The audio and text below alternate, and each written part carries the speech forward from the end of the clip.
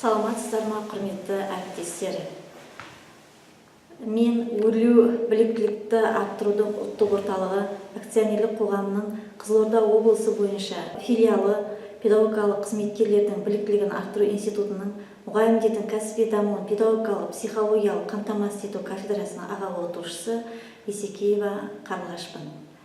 Бүгін мен оқитын дәрісімнің тақырыбы мектепшілік басқару және бақылау.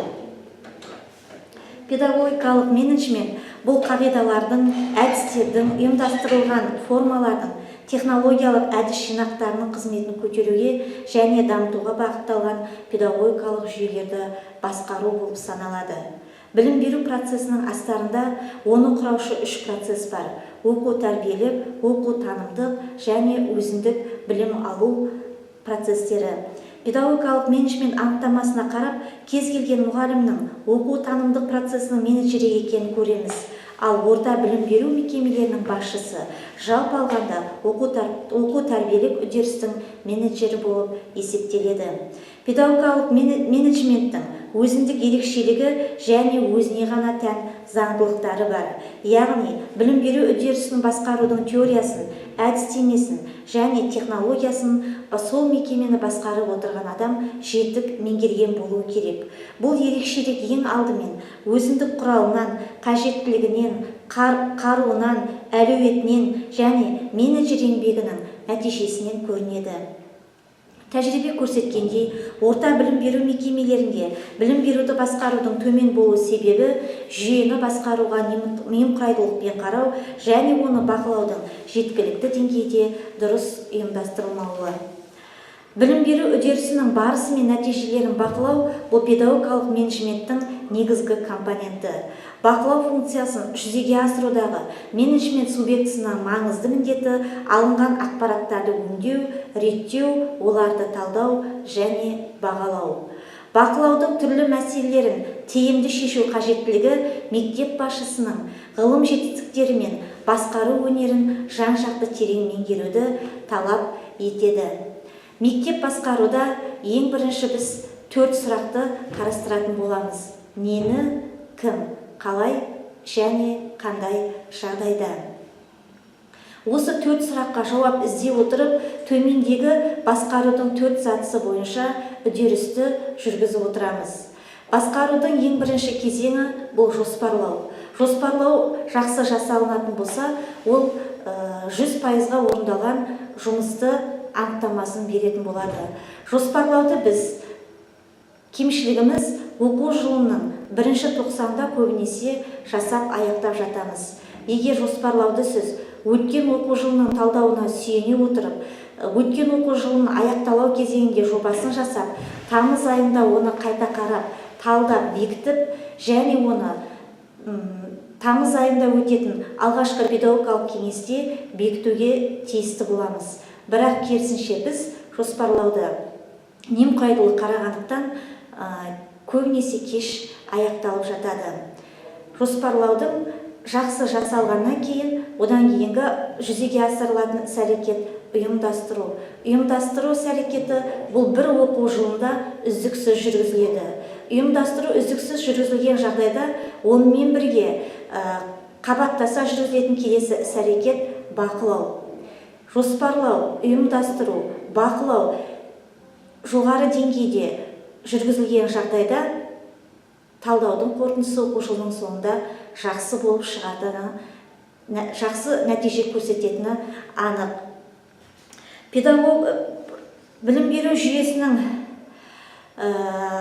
дербес шарттарының ішінде мектепшілік бақылауды жүйелі жүргізу ол ең бірінші міндет. Мектепшілік бақылау дұрыс болған жағдайда ғана біз оқу жылының басында қойған мақсатымызға толық жететін боламыз. Мектепшілік бақылау көлеміне, мазмұны бойынша 3-ке бөлінеді: жаппай, кешенді, тақырыптық. Ал уақыт жиілігі бойынша бір оқу жылында бастапқы, аралық, қорытынды болып 3 топқа, 3 түрге бөлінеді. Жаппай және кешенді тақырыптық мектепшілік бақылау нені білдіреді? Жаппай бақылау дегеніміз бұл сол білім беру ұйымына қарасты барлық басқару объектісінің жағдайы тексеріледі. Кешенді бақылау дегеніміз бұл бір немесе бірнеше басқару объектісінің жағдайы тексеріледі. Тақырыптық бақылау кезінде басқару объектісінің бір ғана элементінің жағдайы тексерілетін болады. Мектепшілік бақылау жүйесінің ең алға қойылатын дербес шарт ол жоспарлылық, яғни бақылау бойынша іс-шаралар не және қашан бақыланатыны, кім бақылайтыны, қорытындысы қайда қаралатыны нақты белгіленетіндей жоспар жасалынуы керек. Жүйелілік, яғни мұғалім немесе педагогикалық ұжымның жұмысын тексеру алдын ала жасалынған және келісілген критерийлер негізінде мемлекеттік стандарт талаптарына сай жүргізіледі. Ықпалдылық, яғни жүргізілген бақылаудың нәтижелері оң өзгерістерге, байқалған кемшіліктерді жоюға жағдай жасауы тиіс. Тексерушінің құзырлығы, оның сауаттылығы, бақылау пәнін, бақылау әдістемесін жетік білуін, жұмыстың кемшіліктері мен жетістіктерін көре білуін, бақылау нәтижелерін болжай алуды талап етеді.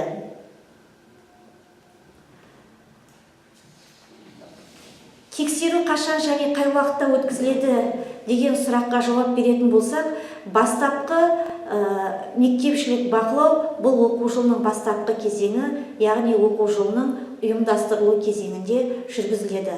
Аралық мектепшілік бақылау бұл оқу жылының орта кезеңі, яғни нағыз жоспарланған жұмыстың ұйымдастырылып және оның бақыланатын кезеңі осы аралық мектепшілік бақылау болып есептелінеді.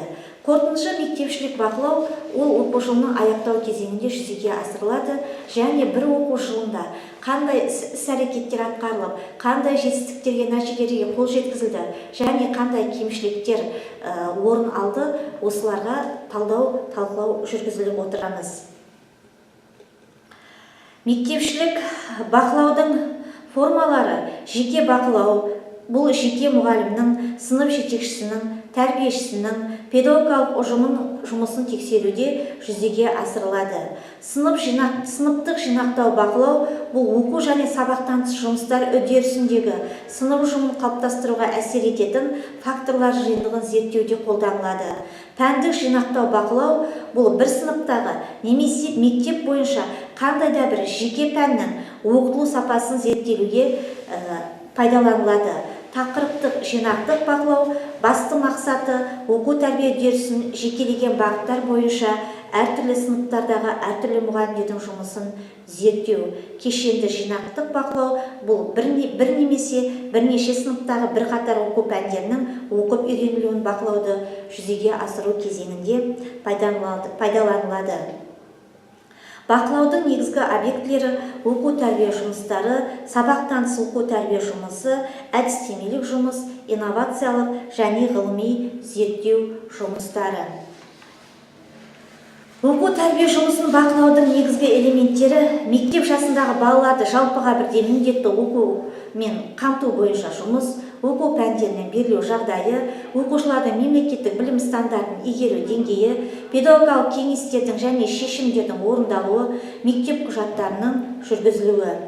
Әдістемелік жұмыстарды бақылаудың негізгі элементтері: әдістемелік бірлестіктердің жұмысын бақылау, жас және жаңадан келген мұғалімдермен және оларға бекітілген тәлімгерлермен жұмыс, сонымен қатар мұғалімдердің біліктілігін ұдайы көтеріп отыру. Сабақтан тыс оқу тәрбие жұмыстарын бақылаудың негізгі элементтері: оқушылардың тәрбиелік көрсеткіштері, сынып жетекшілердің жұмыстары, ата-анамен жұмыс, жалпы мектепшілік іс-шаралар, сонымен қатар оқушыларға жүргізілетін қоғамдық үйірмелердің жұмыстарын жіті бақылау жасап отыру.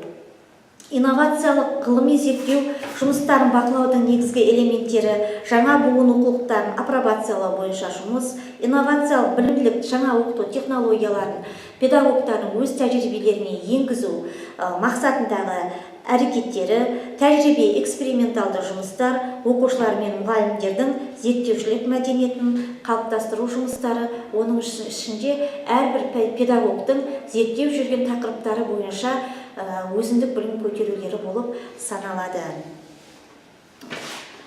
Бақылау кезінде төмендегідей әдістер қолданылады: мектеп құжаттарын зерттеу, бақылау, әңгімелесу, анкеталау, озық педагогикалық тәжірибені зерттеу. Бұл әрбір мұғалімнің сабағына қатысу кезеңіндегі соңғы қорытындылау талдаудың нәтижесіне сүйенеді. Және сонымен қатар осы үдерісте болып жатырған барлық әрекеттерді диагностикалап отыру.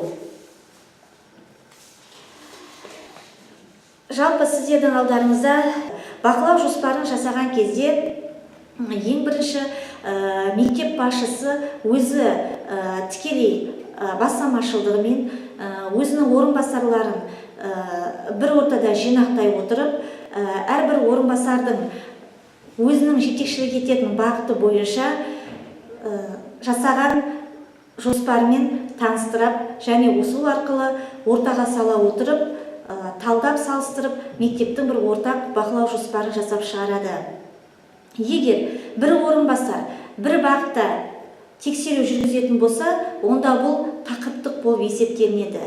Екінші сыныптың оқу тәрбие үдерісіне талдау, тексеру және бақылау жасау керек болатын болса, онда бұл жерде екі орынбасардың кешенді бақылауы жүзеге асырылады.